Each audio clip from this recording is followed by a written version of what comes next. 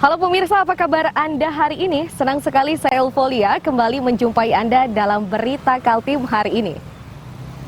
Sejumlah berita aktual dan menarik telah kami siapkan untuk Anda dan berikut 3 berita utama Kaltim hari ini.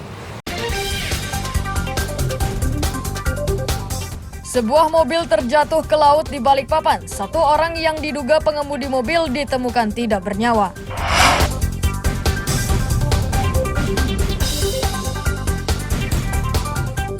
Pencarian bocah diterkam buaya di Kampung Pegat Batumbuk, Kabupaten Berau masih berlangsung.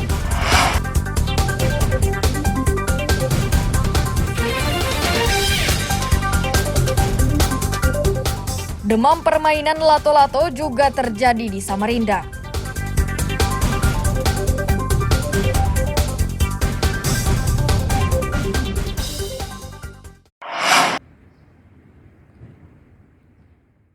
Regu penyelam Basarnas bersama BPBD berhasil mengevakuasi 1 korban dalam musibah mobil tercebur ke laut di Kelandasan Ulu Ruko Bandar Balikpapan Kota, Senin 2 Januari 2023 pagi.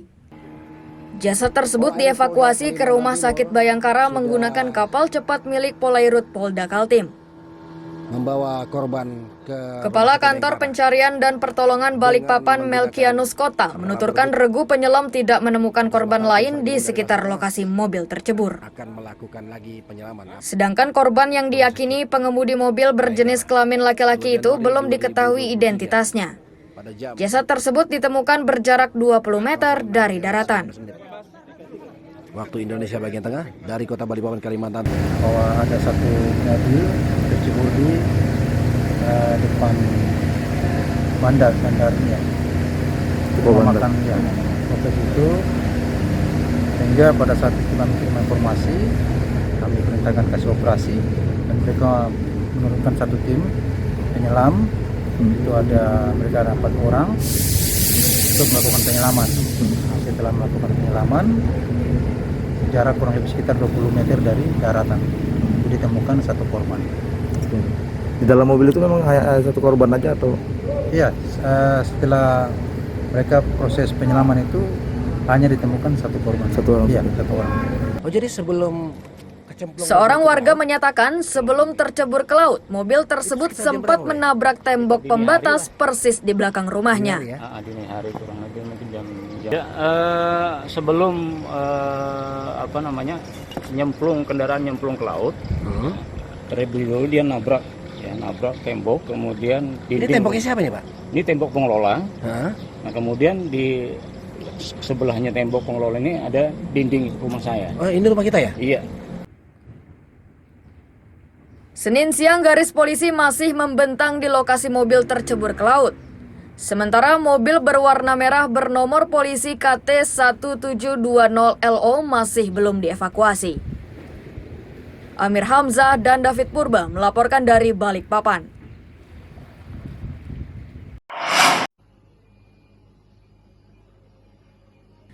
Sekelompok remaja di Tanjung Redep ini mendatangi salah satu rumah di Jalan Pulau Kakaban, Tanjung Redep pada Minggu dini hari. Meski tidak terekam jelas, namun pemilik melaporkan aksi para remaja ini ke polisi karena aksi tersebut menyebabkan beberapa bagian rumahnya rusak. Sukandar, pemilik rumah, menyatakan penyerangan terjadi saat ia tidur di kamar. Ia pun tidak mengetahui alasan remaja tersebut menyerang rumahnya. Serangan tersebut tidak melukai anak-anaknya dan anggota keluarga yang lain.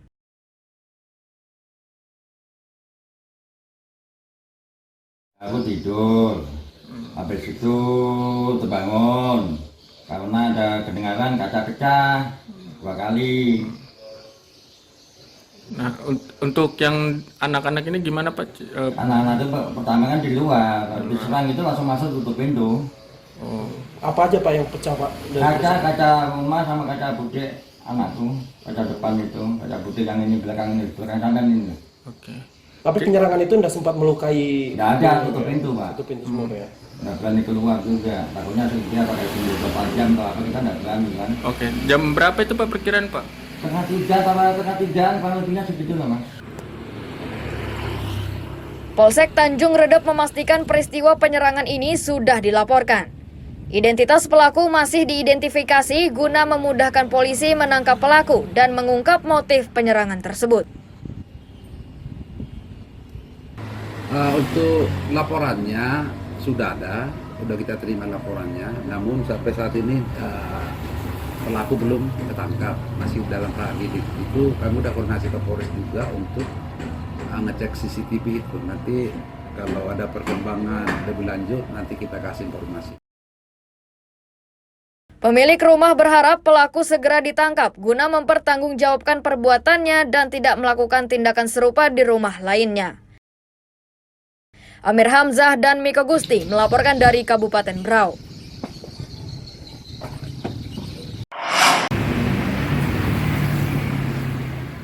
Polisi di Balikpapan masih berupaya menangkap tahanan yang kabur dari sel Polresta pada Sabtu dini hari. Saat ini sudah 5 tahanan yang diringkus. Setelah di hari sebelumnya polisi membekuk 2 tahanan yang sempat melarikan diri ke Bontang. Bersama kedua tahanan ini, polisi menangkap istri Bisri berinisial N. Wanita itu ditangkap karena diduga terlibat dalam proses kaburnya para tahanan dari dalam sel. N inilah yang diduga memasok gergaji besi pada suaminya. 6 tahanan yang masih melarikan diri itu diburu ke seluruh wilayah Kaltim dengan bantuan Polda Kaltim. Berikut. Kami dari Polresta Balikpapan, di backup dari Ditkrimum Polda Kaltim dan Polres Bontang, berhasil menangkap 2 pelaku tahanan yang melarikan diri di Polresta Balikpapan. Ikut diamankan pula istri salah satu tahanan karena yang bersangkutan ada di dalam dalam satu kegiatan yang bersangkutan melarikan diri. Istri ini perannya sebagai apa? Kita masih lakukan pendalaman karena memang yang bersangkutan ini ada pada saat bersamaan dengan pelaku melarikan diri. Diamankan sekarang masih perjalanan dari Bontang, dari Kota Timur, Bontang menuju ke Balikpapan. Benar informasi yang diterima istri ini yang memasukkan menyuplai gergaji ke tahanan. Ya, kita masih lakukan pendalaman, kita akan melakukan interogasi secara intensif apakah yang bersangkutan ikut serta dalam berusaha untuk melarikan diri yang ada di tahanan Balikpapan. Berikut daftar nama tahanan yang kabur dari Polresta Balikpapan termasuk nama-nama yang sudah ditangkap. Tahanan kabur yang sudah tertangkap: Bisri, Dahlan, Yoga, Usman, Akli. Tahanan kabur yang masih buron: Rivaldo, Rianto, M. Kori, Oktodinata, Alfian alias Rian, Abdurrahman. Amir Hamzah dan David Purba melaporkan dari Balikpapan.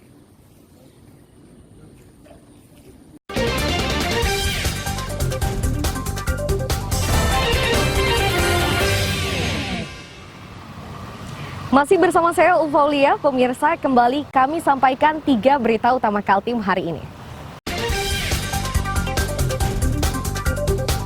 Sebuah mobil terjatuh ke laut di Balikpapan. 1 orang yang diduga pengemudi mobil ditemukan tidak bernyawa.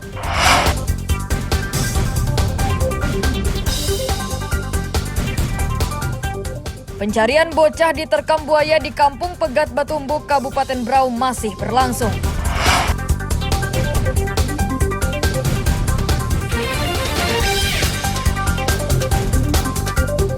Demam permainan lato-lato juga terjadi di Samarinda.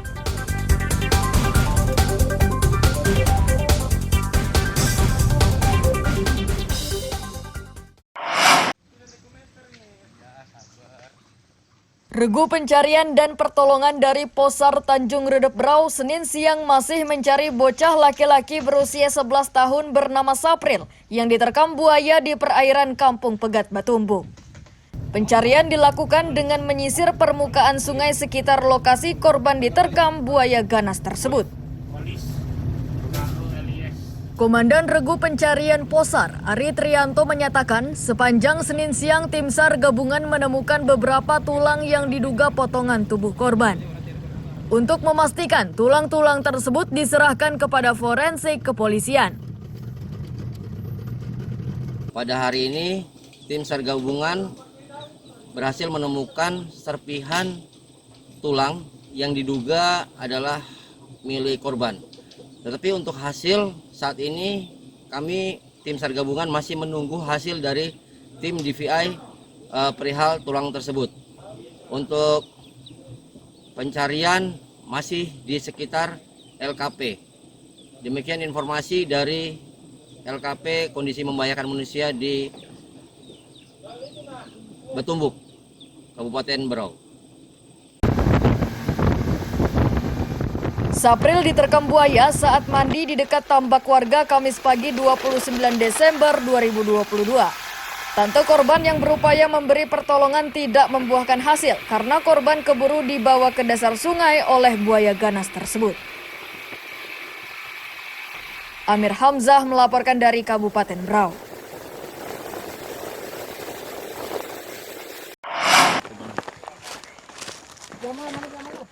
Kematian wanita bernama Hasanah hingga Selasa siang masih diselidiki polisi di Samarinda. Korban yang berprofesi sebagai pemulung ditemukan tidak bernyawa dengan mulut tersumpal kain di tempat pembuangan akhir sampah di Jalan Pangeran Suryanata, Bukit Pinang, Kecamatan Samarinda Ulu, Kamis siang. Kapolresta Samarinda, Kombes Pol Arif Adli menyatakan beberapa saksi sudah dimintai keterangan. Mereka juga sudah melakukan olah tempat kejadian perkara termasuk otopsi pada jasad wanita tersebut di Rumah Sakit Umum Abdul Wahab Syahrani. Sejauh ini belum ada penjelasan resmi terkait sebab kematian pemulung tersebut.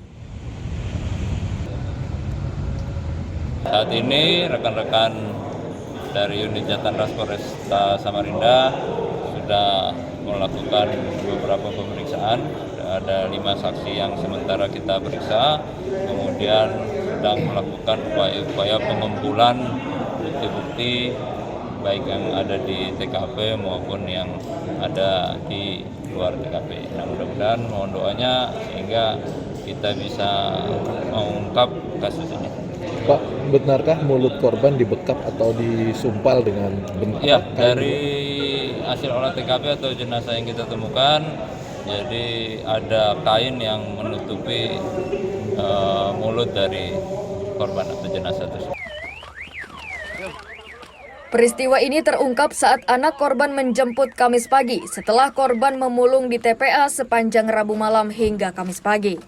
Di TPA tersebut, dia tidak menemukan keberadaan ibunya hingga akhirnya mengadu ke polisi. Tidak lama berselang, korban ditemukan dalam kondisi tidak bernyawa. Amir Hamzah dan Iswanto melaporkan dari Samarinda.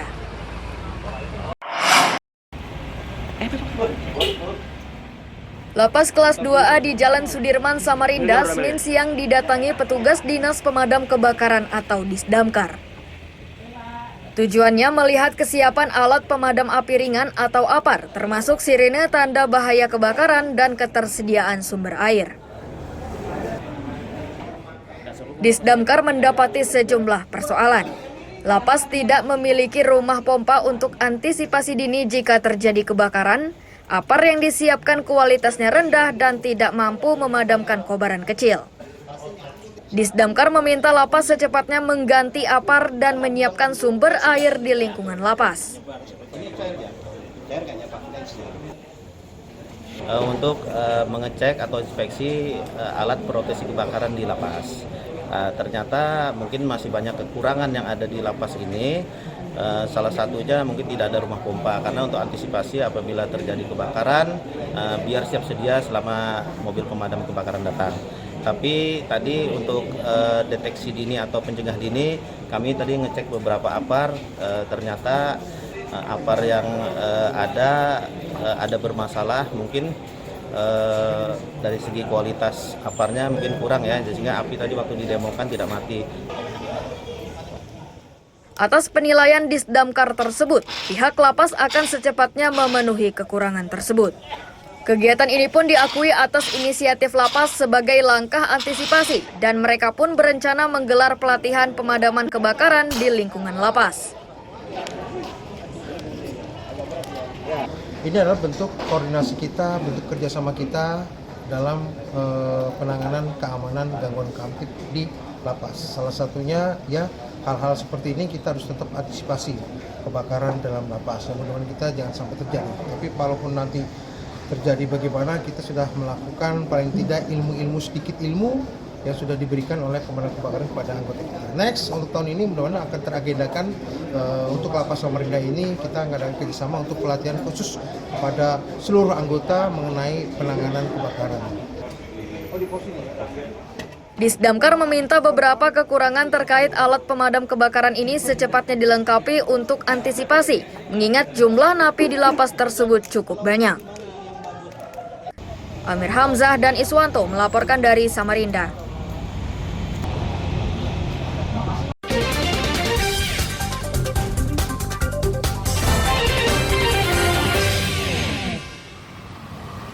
Masih bersama saya Ufaulia, pemirsa, kembali kami sampaikan 3 berita utama Kaltim hari ini.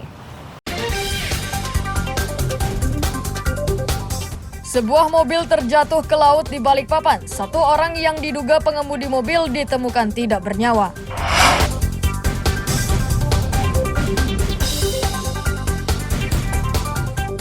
Pencarian bocah diterkam buaya di Kampung Pegat Batumbuk, Kabupaten Berau masih berlangsung.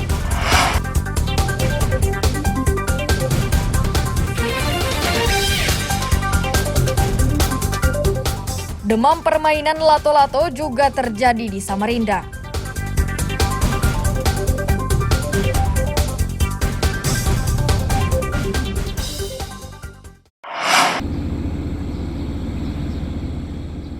Stadion Mini Teluk Bayur Kabupaten Berau ini baru saja dimanfaatkan dalam Pekan Olahraga Provinsi atau Porprov Kaltim tahun 2022.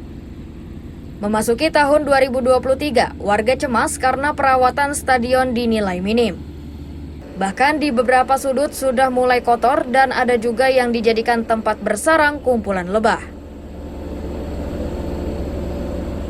Ya paling tidak stadion ini dikelola dengan baik, artinya jangan sampai tidak dirawat pihak pemerintah supaya pemuda kita ini, masyarakat khususnya masyarakat Teluk Bayur bisa menikmati jangka panjang untuk bisa bikin main kembali lah. Jangan sampai tidak terawat, gitu aja intinya. Ya mohon pada instansi yang terkait dikasihlah ibaratnya petugas ataupun yang jaga atau dari segi kebersihan atau keamanannya.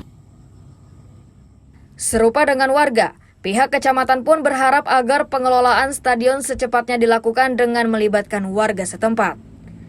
Pelibatan warga ini diyakini mampu menjaga dan merawat stadion. Kemudian terhadap penyempurnaan stadionnya setelah pelaksanaan Porprov ada hal-hal yang masih perlu ditingkatkan penyempurnaannya, khususnya ada hal-hal yang rusak, fasilitas itu kiranya dibenahin, dan pada momen-momen tertentu apabila diperlukan dapat melibatkan masyarakat untuk event-event tertentu, misalnya parkir dan lain sebagainya. Di awal tahun 2023, beberapa pengerjaan masih terlihat terutama di area parkir dan pengerjaan ini tidak akan memakan waktu lama. Amir Hamzah dan Miko Gusti melaporkan dari Kabupaten Berau.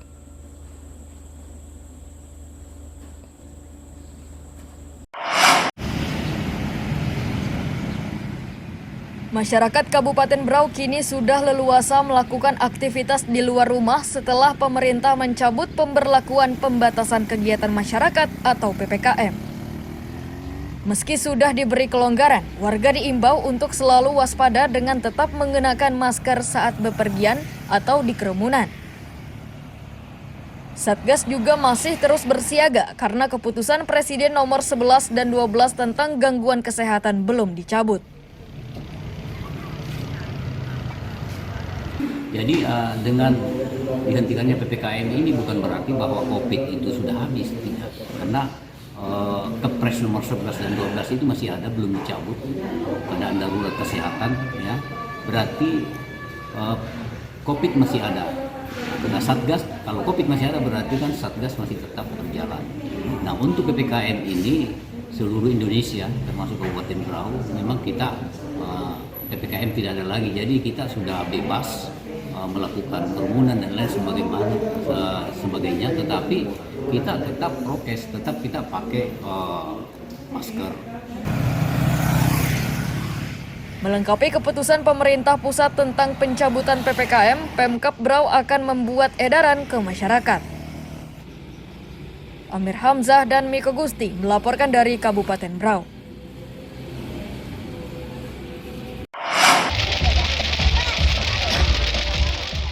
Ratusan peserta mulai anak-anak hingga orang dewasa meramaikan lomba lato-lato di area kolam pemandian Serayu, Tanah Merah, Samarinda Utara.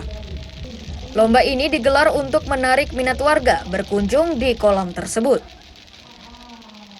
Lebih 200 peserta yang meramaikan lomba ini dan panitia hanya memilih 14 orang untuk diberi hadiah. Peserta dianggap menang jika mampu memainkan lato-lato dengan durasi terlama.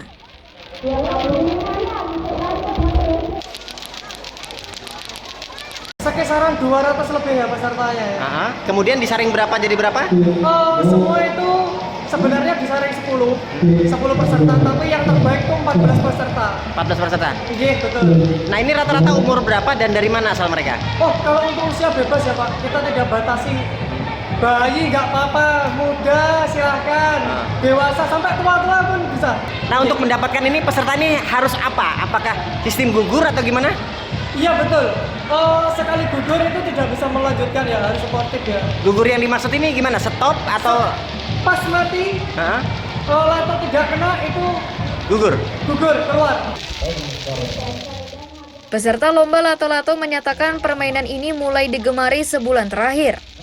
Mereka ikut memainkan lato-lato karena terbawa teman-temannya.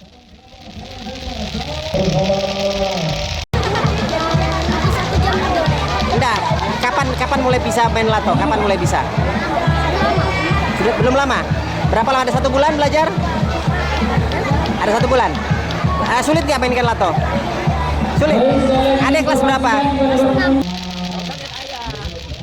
Tujuan lain lomba ini adalah untuk mengurangi kegemaran anak-anak terhadap gawai. Lomba ini pun dinilai sebagai sarana olahraga bagi penggemarnya. Amir Hamzah dan Iswanto melaporkan dari Samarinda.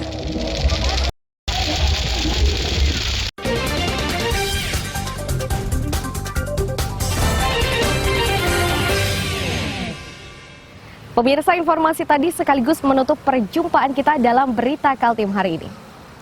Saya Eufolia dan tim redaksi yang bertugas mengucapkan selamat pagi, selamat beraktivitas, sampai jumpa.